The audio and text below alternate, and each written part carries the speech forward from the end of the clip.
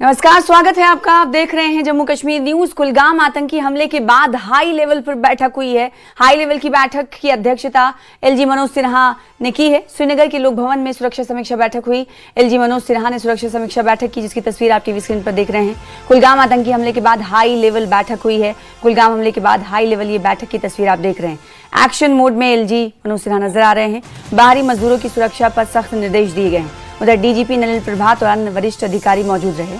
LG ने साथ ही पीड़ित परिवार को हर संभव मदद देने के निर्देश दिए हैं। तो जम्मू कश्मीर के कुलगाम में हुए आतंकी हमले के बाद उपराज्यपाल मनोज सिन्हा एक्शन मोड में नजर आ रहे हैं। श्रीनगर के लोक भवन में उनकी अध्यक्षता में हाई लेवल सुरक्षा समीक्षा बैठक आयोजित की गई, जिसमें डीजीपी नलिन प्रभात समेत कई वरिष्ठ अधिकारी मौजूद रहे। बैठक में कुलगाम हमले के बाद सुरक्षा व्यवस्था, विशेष रूप से बाहरी मजदूरों की सुरक्षा को लेकर सख्त निर्देश दिए गए। एलजी मनोज सिन्हा ने अधिकारियों को कहा कि आतंकियों के खिलाफ कार्रवाई और संवेदनशील इलाकों में सुरक्षा व्यवस्था को और मजबूत किया जाए। साथ ही उन्होंने पीड़ित परिवार को हर संभव सहायता उपलब्ध कराने के निर्देश दिए हैं। जम्मू कश्मीर में हालात पर प्रशासन लगातार नजर बनाए हुए है। तो कुलगाम आतंकी हमले के बाद एलजी मनोज सिन्हा की अध्यक्षता में बैठक हुई। मजदूरों की सुरक्षा को लेकर इस बैठक में दिशा निर्देश दिए गए। कुलगाम में पहलगाम जैसा आतंकी हमला हुआ है और इसके बाद एक्शन मोड में प्रशासन नजर आ रहा है। ये हाई लेवल बैठक आप देख पा रहे हैं। एलजी मनोज सिन्हा की अध्यक्षता में ये हाई लेवल बैठक हुई है। तो पहलगाम के बाद अब कुलगाम, एलजी मनोज सिन्हा की अध्यक्षता में बैठक में क्या कुछ फैसले लिए गए हैं और दिशा निर्देश दिए गए हैं। कड़ी सुरक्षा के हवाले से जो संवेदनशील इलाके हैं वहां पर गहरी सुरक्षा कर दी गई है, बढ़ा दी गई है। डीजीपी नलिन प्रभात भी इस हाई लेवल बैठक में मौजूद है। तो कुलगाम आतंकी हमले के बाद हाई लेवल की बैठक हुई।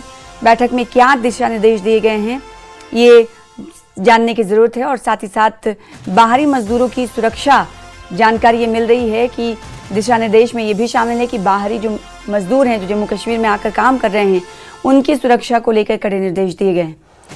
तो एक्शन मोड में एलजी प्रशासन नजर आ रहा है। एलजी मनोज सिन्हा ने मजदूरों की सुरक्षा को लेकर इस हाई लेवल बैठक में दिशा निर्देश दिए हैं। आपको बताएं कि एक्शन मोड में प्रशासन नजर आ रहा है। साथ ही साथ सीएम उमर अब्दुल्ला ने भी मुआवजे का ऐलान किया है। तो वहीं एलजी प्रशासन की तरफ से भी मुआवजे का ऐलान किया गया है। कुलगाम आतंकी हमले के बाद ये हाई लेवल बैठक हुई है। बैठक को लेकर आपको तस्वीर दिखा रहे हैं और उसके बाद जो सुरक्षा कड़ी की गई है, जगह जगह डॉग स्क्वाड नजर आ रहा है, तस्वीरों में आप देख सकते हैं। और जो हाई लेवल बैठक हुई उस बैठक में क्या कुछ सिक्योरिटी एजेंसियों को सुरक्षात्मक दृष्टि से कदम उठाने को लेकर कहा गया है, ये जानने की जरूरत है। जहूर रिजवी, ये हाई लेवल बैठक हुई है, क्या कुछ दिशा निर्देश दिए गए हैं? जानकारी ये मिल पा रही है कि बाहरी मजदूरों की सुरक्षा, सिक्योरिटी से जुड़े अहकाम जारी किए गए हैं और क्या कुछ इस बैठक में अहम दिशा निर्देश दिए गए?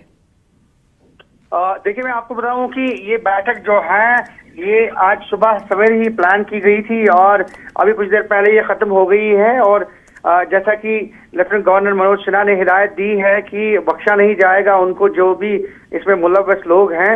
और ऐसे में सिक्योरिटी फोर्स को हिदायत दी गई है कि जस्ट उनको एलिमिनेट मतलब जो है वो किया जाना चाहिए जल्द से जल्द और उनको ट्रेस आउट करना है। और ऐसे में चूंकि कल से ही सिक्योरिटी फोर्सेस, सिक्योरिटी एजेंसीज मुतहरिक हो गई हैं इस हवाले से। और जो ही ये केलम कुलगाम का हमला जो है ये पेश आया तो उसके फौरन बाद ही सिक्योरिटी फोर्सेस जो है हाई अलर्ट पे हैं। और न सिर्फ कुलगाम बल्कि आसपास के जितने भी इलाके हैं यहाँ पे हाई अलर्ट पे हैं सिक्योरिटी फोर्सेस। यही वजह है कि जगह जगह नाके कायम किए गए हैं, सर्च जो है वो इंटेंसिफाई किया गया है और साथ में कोशिश ये करी सिक्योरिटी फोर्स जल्द से जल्द पता लगाया जाए कि जो भी इसमें मुलव्वस हैं तो उनको किफ़ायत किरदार तक पहुंचाया जाए। फिलहाल अभी यही खबर है कि सर्च ऑपरेशन बदस्तूर जारी है इन आसपास के इलाकों में जहां ये वारदात जो है, ये हमला जो है रोनुमा हुआ है। जी जरूर, जहां पर ये हमला रोनुमा हुआ तो टाइट सिक्योरिटी है ही है। साथ ही जो एंट्री और एग्जिट पॉइंट्स हैं, जैसे कि आपने बताया कि वहां पर सुरक्षा व्यवस्था को चाकू चौबंद कर दिया गया है। और कुलगाम से कौन से ऐसे डिस्ट्रिक्ट्स जुड़े हुए हैं जहां पर एंट्री और एग्जिट पॉइंट्स पर इस वक्त नाके लगाए गए हैं? देखिए, अनंतनाग और शोपियान जो हैं ऐसे अजला हैं। और आपने हाल ही में देखा कि अनंतनाग के लाल चौक में भी एक आतंकी हमला हुआ था जिसमें हेड कांस्टेबल आशिक हुसैन की मौत वाकया हुई थी। और चूंकि अनंतनाग, कुलगाम और वहां से शोपियान के बॉर्डर्स और चूंकि ये तीनों डिस्ट्रिक्ट्स जो हैं अगल बगल में हैं और दैट्स वाई कि काफी सिक्योरिटी के कड़े बंदोबस्त किए गए हैं और जगह जगह पे नाके कायम किए गए हैं। ठीक है। जहां पे भी एग्जिट और एंट्री पॉइंट्स हैं उनको सील कर दिया गया है और पूछताछ जारी है। आने जाने वाले पे नजर रखी जा रही है। सीसीटीवी कैमरास की फुटेज चेक की जा रही है और कहीं न कहीं जो है ये सारे मामले जो हैं वो सामने आ रहे हैं। जरूर एक सवाल यहाँ पर ये भी बनता है, क्योंकि पिछले कई महीनों से अगर देखें तो टारगेट किलिंग की वाकयात में कमी थी, लेकिन एक बार फिर से अब आतंकियों ने बाहरी मजदूरों को, प्रवासी मजदूरों को निशाना बनाना शुरू कर दिया है। इसकी क्या अहम वजूहात? देखिए, नॉट ओनली जो बाहर के मजदूर हैं बल्कि आपने देखा होगा हालिया दिनों जिस तरह से लाल चौक का वाकया रौनुमा हुआ, वो भी एक टारगेट क्योंकि वो एक नजदीक से गोली चलाई गई थी। वहां पे भी जो पुलिसकर्मी हैं उसकी मौत वाकया हुई, नजदीक से गोली चलाई गई। और उसके साथ साथ आज ये कुलगाम में जो कुलगाम में जो हमला हुआ है और कहीं न कहीं एक जो टारगेट किलिंग्स हैं इसका मुद्दा मकसद ये है कि बस खौफों को दहशत फैलाना और कहीं न कहीं ये तो जो कश्मीर के लोगों में और साथ ही साथ बाहरी लोगों में कहीं ना कहीं दहशत और खौफ फैलाना इसका मकसद बनाया जा रहा है, जैसे कि ज़हूर अभी बताए थे। बहुत शुक्रिया। और कुलगाम से जुड़े हुए अजला में सिक्योरिटी इस वक्त कर दी गई है। आखिर हुआ क्या था, ये पूरी जानकारी आपको देते हैं। कुलगाम में कल शाम आतंकियों ने प्रवासी मजदूरों को निशाना बनाते हुए हमला कर दिया। आतंकियों ने ईंट भट्टे पर काम करने वाले 2 बाहरी मजदूरों को गोली मारी, जिसमें दोनों मजदूर की मौत हो गई। एक मजदूर की कल ही मौत हो गई थी, जबकि गंभीर रूप से घायल एक मजदूर की आज मौत हुई है। दोनों मजदूर छत्तीसगढ़ के रहने वाले थे और कुलगाम में काम करते थे। घटना के बाद सुरक्षा बलों ने पूरे इलाके की घेराबंदी कर ली है और हमलावर आतंकियों की तलाश में सर्च ऑपरेशन चलाया जा रहा है। सूत्रों ने टारगेट किलिंग की आशंका जताई है। बताया जा रहा है कि प्रवासी मजदूरों को टारगेट कर मारा गया। शुरुआती जानकारी के मुताबिक लश्कर तैयबा के ही प्रॉक्सी आतंकी संगठन द रेजिस्टेंस फ्रंट का हाथ यानी टीआरएफ का हाथ इस हमले के पीछे कहा जा रहा है कि हो सकता है।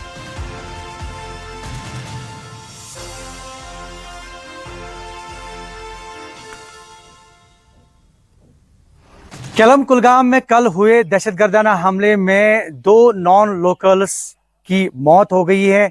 मजदूर थे दोनों और इनका ताल्लुक छत्तीसगढ़ से था। और हम आपको बताएं कि ये जो दोनों नॉन लोकल्स हैं एक ईंट के भट्ट में काम कर रहे थे, यहाँ मकामी इलाके में ही। कल आपने जो ये खबर सुनी या सुन के अभी आप यहाँ पे हैं तो कैसा फील कर रहे हैं, कैसा लग रहा है सर? थोड़ा डर तो ही है, लेकिन वो अब आप लोग हैं इधर, सब लोग हैं तो उतना डर नहीं है। मालिक भी बोला कोई बाहर नहीं निकलना, कोई बात कर नहीं, वो दिक्कत करना, अभी कोई वो नहीं है, इधर ही रहो घर में अपने इधर ही। आपने कब सुनी ये खबर कि यहाँ केलम में हमला हुआ? सर जी हम लोग को तो आज सुबह पता चला, क्योंकि रात का मसला था तो रात में कौन इधर उधर कोई गया नहीं तो कौन जानेगा। प्रशासन से कोई आया या फिर कोई इतला देने के लिए इस तरह की कि आप अंदर ही रहिए, बाहर मत निकलिए? ये तो मालिक लोग बोले कि भाई इधर ही रहो, उधर माहौल उधर ऐसा चल रहा है तो कोई बाहर नहीं जाना जी, और कोई बात नहीं। आप अपना नाम बताइए। जी श्रीधर है। अच्छा, कहाँ से आप? रायबरेली सर। रायबरेली से जी। तो जब ये आपने ये खबर सुनी तो उसके बाद क्या था आपका रिएक्शन? थोड़ा बहुत खौफ तो आया सर के शरीर के अंदर, बहुत ज्यादा खौफ? जी खौफ भी आया सर। जानते हैं आप जो हलाक हुए हैं? नहीं सर, हमको कुछ नहीं जानते हैं सर, क्योंकि मकामी भट्ट में काम करते हैं शायद केलम में? नहीं सर, हम तो ये काम करते लेकिन हमको मालूम नहीं है सर। अच्छा, जब आपने ये खबर सुनी कब सुनी, शाम को ही या सुबह? जी सुबह सुनी। सुबह सुनी। जी जी। तो अभी कैसा लग रहा है, मतलब सर क्योंकि काम नहीं हो रहा है यहाँ पे? तो वही है सर, लेकिन मालिक ने कह रखा है कोई टेंशन नहीं, तुम आप भट्टे पे रहो, आप बाहर मत निकलो, समझ लो कोई टेंशन नहीं है। आप ये बताइए कि कल जिस तरह से वाकया पेश आया केलम इलाके में, तो उसके बारे में कुछ इतला आपको मिली? हमको कुछ इतला नहीं मिली, किसी तरीके की कोई जानकारी नहीं मिली थी। हम लोग सो गए थे, अभी उठे हैं सो के। बारिश का मौसम है, काम आज हमारा बंद है। तो आपने जब खबर सुनी अब तो उसके बाद क्या फील कर रहे हैं? थोड़ा अफसोस हुआ, थोड़ा अफसोस हुआ आपके उसके बारे में। मजदूर? जी बिल्कुल, हमारा मजदूर भाई था, उसको हादसे में किसी तरीके से कोई भी हादसा हुआ, गलत हुआ जी। हम तुम लोग जब आए तो हम लोगों को पता लगा है कि वो छुट्टी थी तो उसमें सोते रहे, तब पता लगा हम लोग का ऐसा हो गया। तो मालिक बोला कहीं जाना मत, तुम ही न रहियो, अपने खा पियो। अभी कैसा फील कर रहे हैं आप? आप का बस सही लग रहा हो, अब अगले भाई जो वही कार्रवाई बस देखी जाएगी। सुन के बुरा लगा ये हादसा सर जी। सुबह खबर मिली हम लोगों को ये हादसे की, सुबह दूध लेने आए थे, बाबूजी ने रोक लिया मैं ऑफिस पे, कहाँ जा रहे हो? तो मैं सर जी दूध लेने आ रहा हूँ। बाबूजी कि ना मत जाओ, हादसा हो गया वहाँ किलम में, और तुम्हें मंगाना हो तो फोन कर दो मालिक के, दुकानदार वो लेके आ जाएगा।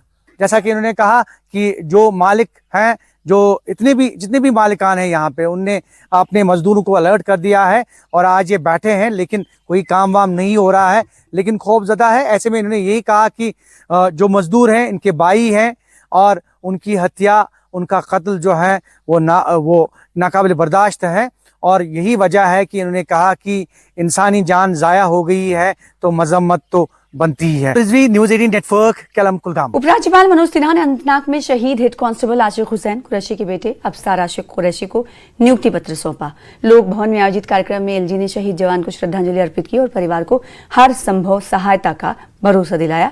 आशिक हुसैन कुरैशी 22 जुलाई 2026 को अनंतनाग आतंकी हमले के दौरान ड्यूटी निभाते हुए शहीद हुए थे। तो हमले में 2 प्रवासी मजदूरों की जहां एक तरफ मौत हुई और दूसरी तरफ एलजी मनोज सिन्हा ने नियुक्ति पत्र सौंपे हैं। आशिक हुसैन के परिजनों को ये नियुक्ति पत्र सौंपा गया है।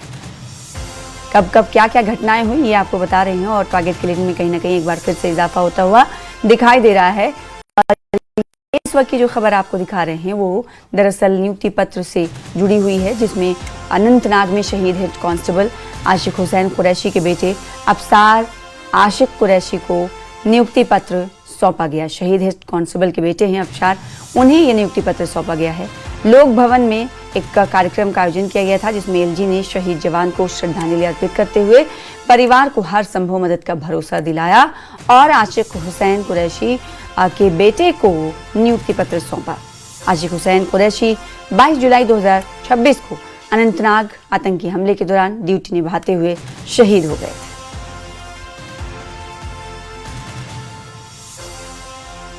सीएम उमर अब्दुल्ला ने कुलगाम हमले की निंदा की। मृतकों के परिवार को 10-10 लाख रुपए की मदद का ऐलान किया है। जिला प्रशासन की तरफ से उधर 6-6 लाख रुपए की सहायता के हवाले से पहले ही ऐलान किया गया है। सीएम उमर अब्दुल्ला ने कहा कि मजदूरों को निशाना बनाना अमानवीय कृत्य है। साथ ही साथ सीएम उमर अब्दुल्ला कहते हैं कि पीड़ित परिवारों के प्रति गहरी संवेदना जताता हूँ। तो जम्मू कश्मीर के मुख्यमंत्री उमर अब्दुल्ला ने कुलगाम के केलम इलाके में आतंकवादी हमले में मारे गए 2 बाहरी मजदूरों के परिजनों को 10-10 लाख रुपए की राशि देने की घोषणा की है। सीएम उमर अब्दुल्ला ने कहा कि ये वाकई दुखद है। लोग काम के सिलसिले में कश्मीर आए थे, ऐसे बेगुनाह लोगों को निशाना बनाया गया। इस हमले की जितनी भी निंदा की जाए, सीएम लिखते हैं कि कम है। एक्सग्रेशिया रिलीफ भी जारी किया गया 10-10 लाख रुपए दोनों मृतकों के परिजनों को।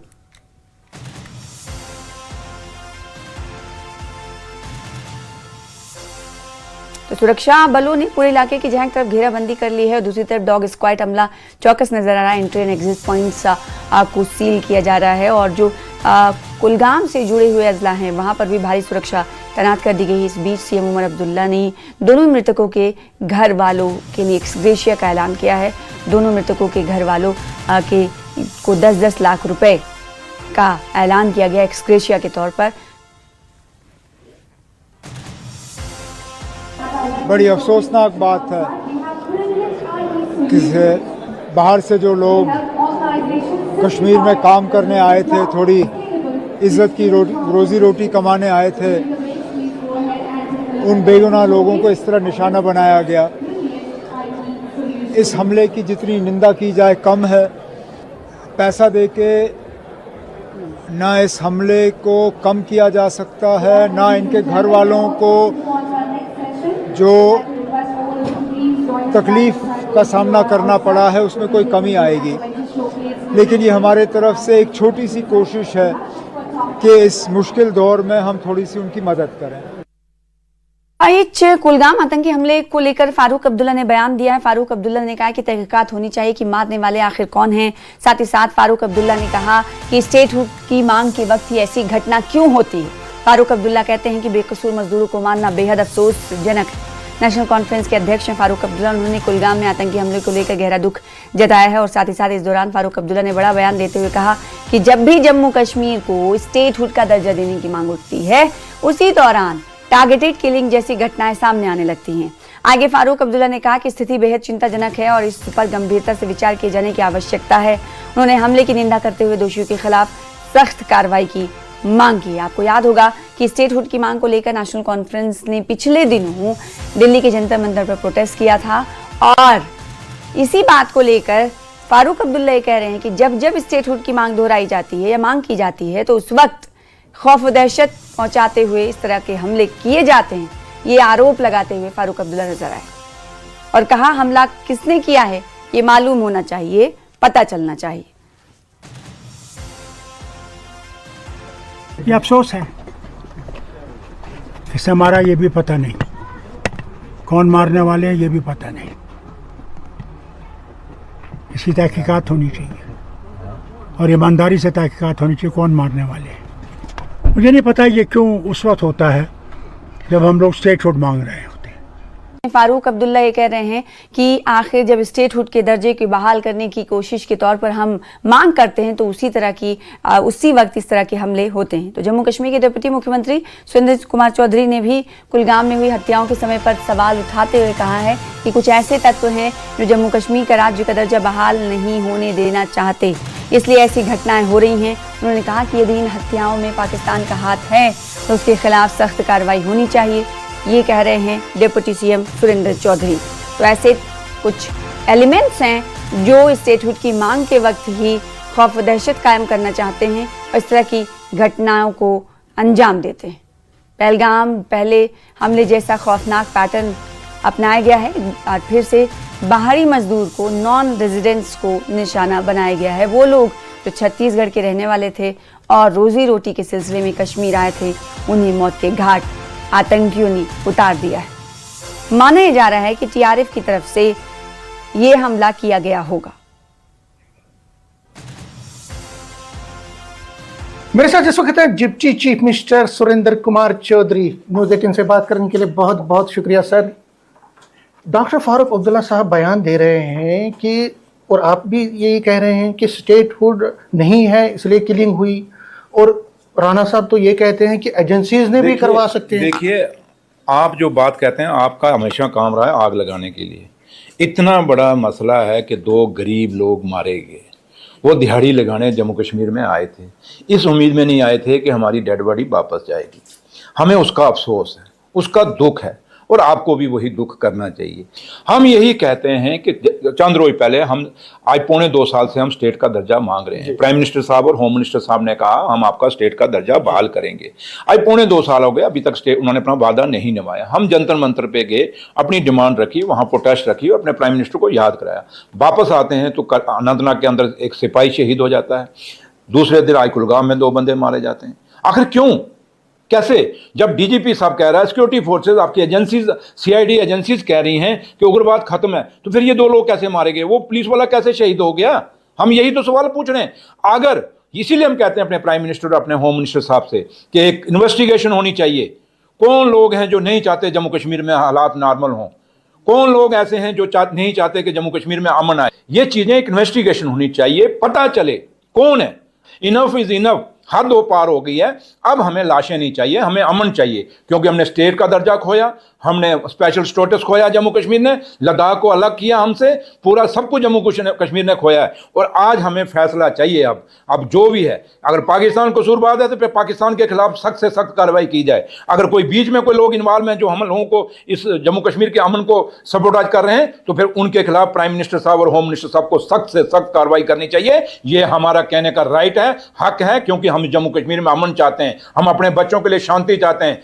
नेटवर्क 18 के लिए मैं समीर भट्ट।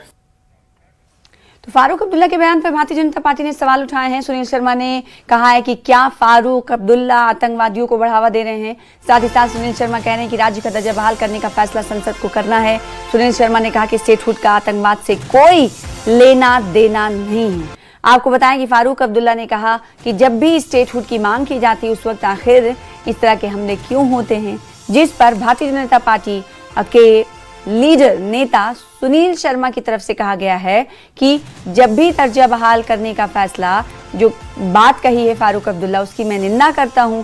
साथ ही साथ सुनील शर्मा कहते हैं कि राज्य का दर्जा बहाल करने का फैसला संसद को करना है। और साथ ही साथ उन्होंने ये भी कहा कि स्टेटहुड का आतंकवाद से कोई लेना देना नहीं। कल रात को जो कुलगाम के किल्लम इलाके में हादसा पेश आया है, बहुत ही दर्दनाक और बहुत ही अफसोसनाक है। जो लोग कश्मीर में अपने परिवार का पालन पोषण करने के लिए, परवरिश करने के लिए मजदूरी करने आए हैं, जिनको किसी से कोई जिद नहीं, कोई बेर नहीं, उन पर गोली चला के ये बुज़दिल पाकिस्तान के इन चमचों को ये समझ आना चाहिए कि ये इंसानियत का कत्ल है और इंसानियत को भी कल तार तार किया। 1.5 साल के बच्चे को उसके सामने उसके बाप की हत्या कर दी जाती है। ये कहाँ का जिहाद है? कौन सा जिहाद है? बड़ी बदकिस्मती है। 2 लोगों को जिस प्रकार से निर्मम तरीके से हत्या की गई, इसकी जितनी भी निंदा की जाए ये कम है। मेरे साथ इस वक्त हैं सच शर्मा, ये जम्मू कश्मीर बीजेपी के प्रेसिडेंट हैं, राज्यसभा मेंबर भी हैं। न्यूज़ 18 से बात करने के लिए आपका बहुत बहुत शुक्रिया सच जी। किलिंग्स होती हैं, 2 किलिंग्स, 2 मासूम लोगों की जान चली जाती है और फारूक अब्दुल्ला ये तक कहते हैं, उनके लोग ये कहते हैं कि स्टेटहुड नहीं है, स्टेटहुड ना आए इसलिए ये किलिंग्स होती है। हो सकता है एजेंसीज को ही करवा रही हों, इसकी जांच होनी चाहिए। क्या लगता है, फ्रस्ट्रेशन है? देखिए, फारूक साहब खुद भी मुख्यमंत्री रहे और उनके समय में भी एक ऐसा वातावरण बना था और उस वातावरण में हम सबके ध्यान में रहना चाहिए कि मुख्यमंत्री के तौर पर कई बार वहाँ पर भी आतंकवादी घटनाएं जो थी वो हुई, लेकिन कभी किसी ने ये नहीं कहा कि एजेंसीज करवा रही। आज मानकर चलिए आप, जिस प्रदेश में नेशनल कॉन्फ्रेंस की सरकार है और उसी के पूर्व मुख्यमंत्री के माध्यम से ये बयान, देश में अमन शांति हो, देश में एक अच्छा वातावरण बने, इसके लिए हमारे नेता हमेशा काम करते हैं। ख़ास तौर पर देश के प्रधानमंत्री नरेंद्र भाई मोदी जी के नेतृत्व में जिस तरीके से देश आगे बढ़ रहा है, अब मानकर चलिए कि कोई कभी नहीं चाहेगा कि यहाँ का वातावरण खराब हो। पाकिस्तान ने ही हमेशा से यहाँ पर आतंकवाद को बढ़ावा दिया है और जिस तरीके से पाकिस्तान की शह के ऊपर ही यहाँ पर आतंकवादी काम करते हैं, आतंकवादी इन घटनाओं को अंजाम देते हैं।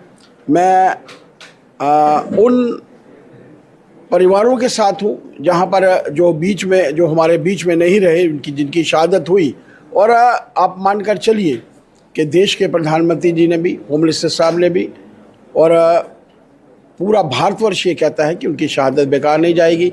किसी भी तौर के ऊपर, किसी भी तरीके के ऊपर वो लोग जिन्होंने इस घटना को अंजाम।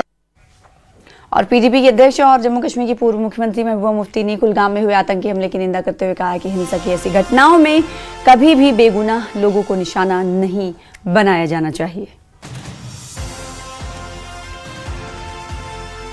ये लोग वहाँ से मजदूरी करने के लिए आते हैं, अपने बीवी बच्चों का पेट पालने के लिए आते हैं। ये भी हम जैसे इंसान हैं। हमारे जो लोग यहाँ मजदूरी करते हैं, काम करते हैं, अपने बच्चों को पालते हैं, इतनी दूर ये क्यों आते हैं? क्योंकि शायद वहाँ इनका रोजगार नहीं, यहाँ कश्मीर में इनको रोजगार मिलता है। तो ऐसे में इनको इस तरह से गोलियां मार के इनको मेरे पास अल्फाज नहीं इस इंसिडेंट को कंडेम करने के लिए।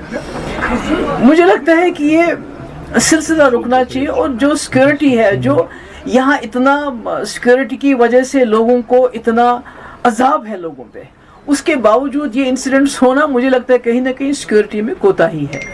और दूसरी मेरी ये गुजारिश है कि एक तो यहाँ की जो गवर्नमेंट है उसको इन लोगों को मुआवजा देना चाहिए, वहाँ की तो देगी। दूसरा, इसका बाज़ाब्ता इन्वेस्टिगेशन होना चाहिए। यात्रा की वजह से इतनी सिक्योरिटी होने के बावजूद ऐसे इंसिडेंट्स क्यों हो रहे हैं?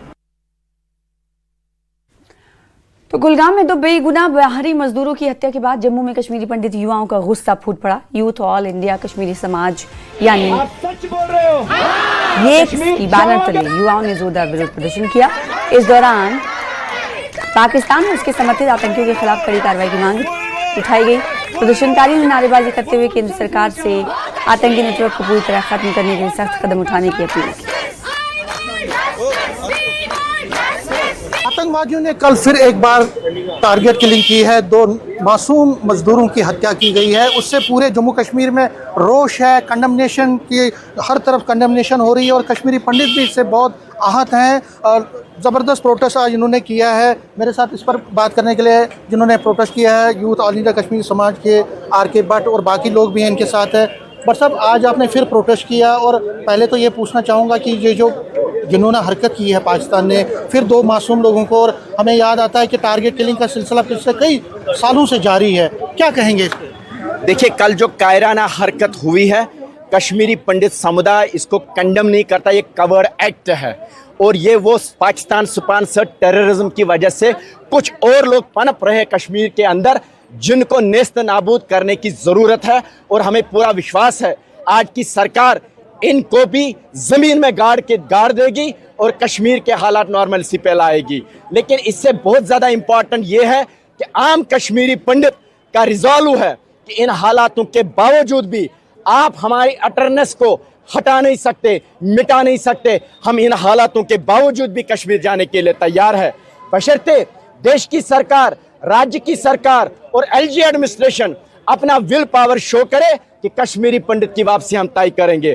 जो जमीनी सतह पे काम कर रहे हैं, हम बैठ के आपको अपने सुझाव देंगे, आप अपनी एक्सपीरियंस बताएंगे, हम रोड मैप तय कर सकते हैं जिसमें सिक्योरिटी का कंसर्न भी देखा जाएगा, सर्वाइवल का भी कंसर्न देखा जाएगा, रहेंगे कहाँ वो भी सब देखा जाएगा। एक अच्छा फार्मूला बन सकता है। लेकिन अगर आप फार्मूला को हालातों का रीज़न दे रहे हैं, 37 साल के बाद आपको सिक्योरिटी का रीज़न नहीं देना चाहिए, सेंस ऑफ सिक्योरिटी का रीज़न नहीं देना चाहिए, आपको आगे बढ़ना चाहिए। न्यूज़ 18 से बात करने के लिए शुक्रिया। तो RK भट्ट कह रहे हैं, साहब कह रहे हैं कि जो कल हुआ है कंडेमनेबल है, लेकिन उसके बावजूद भी कश्मीरी पंडित वापस जाने को तैयार है। आप नौकरियां दीजिए, कश्मीरी पंडित वहाँ पे नौकरियां करने के लिए तैयार है। नेटवर्क 18 के लिए मैं समीर भट्ट।